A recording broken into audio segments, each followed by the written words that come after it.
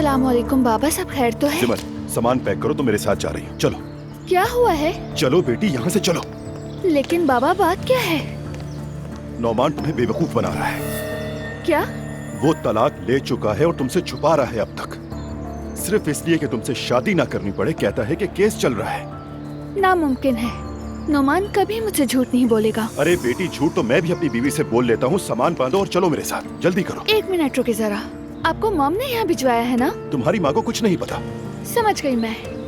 सुबह उन्होंने मुझे कॉल भी की थी और उन्होंने आपको बताया और आप यहाँ आ गए। ये तुम क्या कह रही हो? मेरी उससे कोई बात नहीं हुई। नौमान खुद एतराफ कर चुका है। लैला जब ताजियत पर गई थी तो उसकी बीवी ने खुद बताया कि वो तलाक याफ्ता हो चुकी है।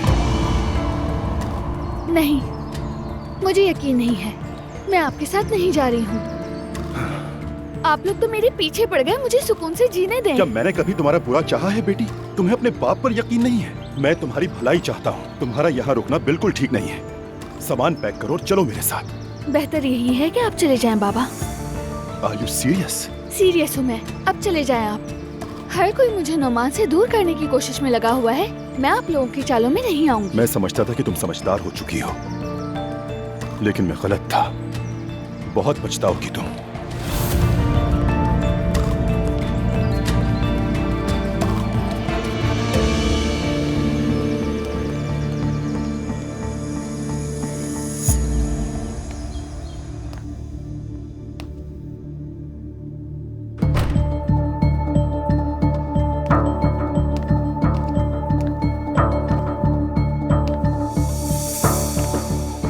नौमान, फौरन से घर आओ।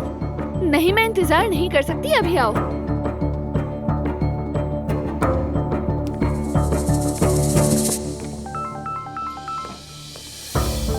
रेहान की कॉल है। उम्मीद है सब खैर ही होगी। हाँ बोलो रेहान। ज़ैनब कहाँ हो? बात करनी है। उमर के साथ हूँ, बोलो क्या हुआ है? क्या होगा? वो नौमान है ना, वो हमारी मासूम बेटी को बेवकूफ बना रहा है। वो ऑलरेडी तलाक याफ्ता है और मुसलसल झूठ बोल रहा है। अपने मुंह से कबूल भी कर चुका है। क्या? मैं अच्छी तरह जानती थी कि आगे चलकर यही होने वाला है। उफ सिमल। मैं जिमल के पास गया, उसे समझाने की कोशिश भी की, मगर वो है कि कोई बात सुनने को तैयार नहीं है। रेहान, जिमल वाकई बहुत स्टूपिड है। सुबह नौमान के ऑफिस जाकर मैंने उससे खुद बात की। उसके बाप रसूल को भी इस बारे में सब कुछ पता चल गया। ठीक है रेहान, अब मैं देखती हूँ। वैसे तुम क्या करोगी? क्या मैं भी आ जाऊं? नहीं, जरूरत नहीं है। उमर उसके बाप को जानता है, संभाल लेगा। जो भी होगा बताऊंगी फिर तुम्हें। अच्छा ठीक है, मुझे बताना लाजमी। Okay okay bye. क्या वो ज़ैनब सब ठीक तो है? नौमान की तलाक पहले ही हो चुकी थी और मेरी बेटी को घर पर बिठाकर मासी बना के रखा है उसने। ये क्या कह रही हो तुम? वो एक नॉर्मल इंसान भी है कि नहीं? और मैं तो पहले से सिमल को ये बात कह रही थी, लेकिन उसने मेरी एक नहीं सुनी। बहुत बड़ी बेवकूफ है। खुद को संभालो ज़ैनब, हम उसे अकेला नहीं छोड़ेंगे। रेहान गया था लेकिन नहीं समझा सका उसे। अब मैं जाके बात करूंगी। अगर उसने फिर से वही बातें की तो मैं तो गुस्से से पागल हो जाऊंगी। क्या ख्याल है, मैं रसूल को कॉल करूं क्या? हाँ करो कॉल उसको, वैसे भी उसे सब कुछ पता है। अरे ज़ैनब, तुम बिल्कुल भी फिक्र न करो। आखिर जिमल हमारी बेटी है, हम उसे संभाल लेंगे। उमर, फिर से किस नई आजमाइश में आ गई हूँ।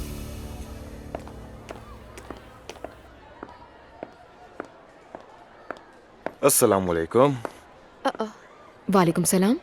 आप किस बात की वजह से जहमत की? मैंने प्रेजेंटेशन तैयार की है उन रिश्तेदारों पर जो अचानक कहीं से आ जाते हैं। आई सी। मैं अपनी कंपनी की एनेस्थेटिक ड्रग्स के कुछ सैंपल्स लाया हूँ। मैं चाहता हूँ कि सारे एक्सपेरिमेंट्स यहीं किए जाएं। आपके लिए तो बहुत सारे लोग काम करते हैं ना, फिर भी आपको खुद आना पड़ा यहाँ पर। हाँ हाँ, मुझे यूनिवर्सिटी का माहौल बहुत पसंद है। नौजवान लोग मुस्तकबिल की उम्मीद लिए हुए, आंखों में कामयाबी की चमक लिए हुए होते हैं। अगर आपका इतना ही दिल चाह रहा था यहाँ आने का तो लंच करा देती हूँ। एक टोस्ट। ठीक है, ऑप्शन के तौर पर तो कैफे और रेस्टोरेंट्स भी हैं, लेकिन टोस्ट ही सही। ठीक है। क्या वाकई? मुझे यूनिवर्सिटी का टोस्ट बहुत पसंद है। अच्छा ठीक है, यहाँ के ऑप्शंस भी अच्छे हैं। ठीक है, ट्राई करते हैं।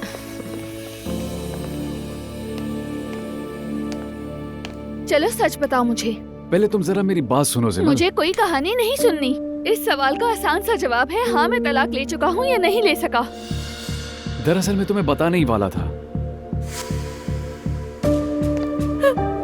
मुझे यकीन नहीं आ रहा, तुम इतने दिनों से मुझसे झूठ बोलते रहे। मैंने तुम्हारी अम्मी की खिदमत की, इस घर को संभाला, और तुम किस किस्म के इंसान हो? अम्मी के इंतकाल के बाद मैं टूट गया था। यार, तुम्हारी अम्मी 1 हफ्ते पहले फौत हो चुकी है और तुम अब भी झूठ बोल रहे हो। आखिर तुम्हारा मसला क्या है? ठीक है, मुझसे गलती हो गई, मगर मैं तुमसे मोहब्बत करता हूँ। मोहब्बत करते हो? मोहब्बत ऐसी नहीं होती नोमान। प्लीज मुझे माफ कर दो जिमल, मैं बहुत पशेमान हूँ, लेकिन हम फौरन शादी की तैयारी करते हैं। बस अब बहुत हो गया। क्या तुम्हें अब भी ये लगता है कि मैं तुम पर यकीन करूंगी, बेवकूफ बनूंगी? गलती हर इंसान से होती है। गलती एक बार होती है और तुम तो महीनों से झूठ बोल रहे हो नोमान। जिमल, मॉम।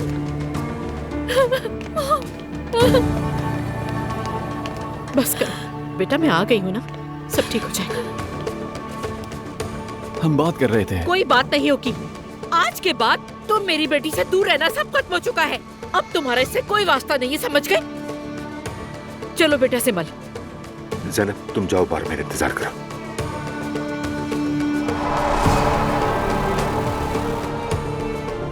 नोमान, मैंने तुम्हारे लिए सब कुछ किया था, सब कुछ। जिमल, और ये ड्रामा तुम किसी और लड़की के साथ करना, समझ गए? जिमल मेरी बीवी है, आप उसे नहीं ले जा सकती। बीवी? किसकी बीवी? हमारी बेटी को धोखा देने की हिम्मत कैसे हुई तुम्हें? हमारा इमाम निकाह कोई निकाह हुआ। नहीं हुआ तुम्हारा। तुम सिमल को फौरन तलाक दोगे। इसे मेरी पहली और आखिरी वार्निंग समझना, वरना अंजाम बहुत बुरा होगा।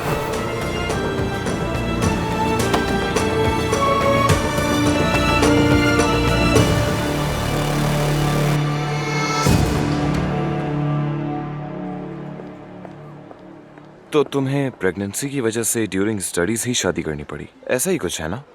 हाँ, ऐसा ही है कुछ। ये मुश्किल नहीं था, यानी कि क्लासेस भी, शादी भी और फिर बच्चा? मैं हर चैलेंज के लिए तैयार थी। मुझे लगा वो शख्स मुझसे दीवाना वार मोहब्बत करता है और मैं भी करती थी। हम बच्चे के लिए भी बहुत खुश थे। मुझे लगा हम मिलकर पूरी दुनिया फतह कर लेंगे और मैंने किया भी। पर मुझे बाद में समझ आया कि इस पूरे अरसे में मैं अकेले लड़ती रही। इसका मतलब कहानी तुम्हारे हिसाब से नहीं चली? बिल्कुल। मैंने तो उसके लिए अपनी मॉम तक का मुकाबला किया, और जिस दौरान मैं प्रेग्नेंट थी उसी वक्त चीट कर रहा था वो मुझे। 2 बच्चों में से एक जाया हो गया। अफसोस हुआ सुनकर। शुक्रिया। फिर तलाक, कोर्ट के चक्कर, कस्टडी केस, वो कुछ हुआ जो सोच भी नहीं सकती थी मैं। मगर कस्टडी तो आमतौर पर माँ को ही मिलती है ना? ठीक कहा, मगर मेरे एक्स हस्बैंड ने मुझे पागल साबित कर दिया था और फिर अदालत ने मुझसे मेरी बेटी की कस्टडी ले ली। मुझे अपनी बेटी को देखने के लिए मजबूरन उसके घर जाना पड़ा। उसके बाद मैंने फिर रिकंसिलेशन की कोशिश की ताकि जॉइंट कस्टडी मिल सके, और फिर तलाक की कोशिश की, और यूं ही जिंदगी चलती रही। मैं माफी चाहता हूँ, मगर तुम इतनी अनोखी कहानी बिल्कुल आम अंदाज में बता रही हो तो मुझे अचानक से हंसी आ गई। बताते हुए मैं भी तो हंस रही हूँ इस पर। बेवकूफियों पर हंसी ही आती है। वैसे ठीक ही कहा है किसी ने, जिंदगी को करीब से देखो तो अलमिया है और दूर से देखो तो कॉमेडी। जिसने भी कहा है यकीनन मेरे लिए कहा है। थोड़ा सा हम सब के लिए भी कहा होगा।